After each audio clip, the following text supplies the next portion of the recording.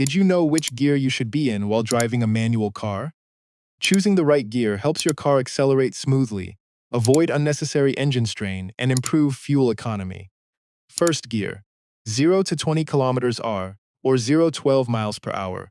Use first gear when starting from a complete stop or crawling very slowly.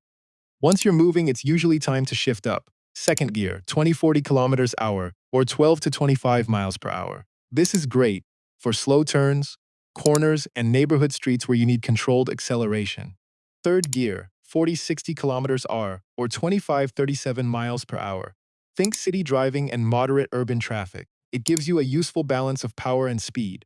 Fourth gear, 60-80 kilometers hour, or 37-50 miles per hour. So this gear works well on faster suburban roads and open rural routes. Fifth gear, 80 plus kilometers hour, or 50 plus miles per hour. This is typically your highway cruising gear, helping keep engine RPM lower and improve fuel economy. And reverse, keep it slow around 10 kilometers hour or 6 miles per hour maximum for controlled maneuvering, not speed. These speeds are general guidelines.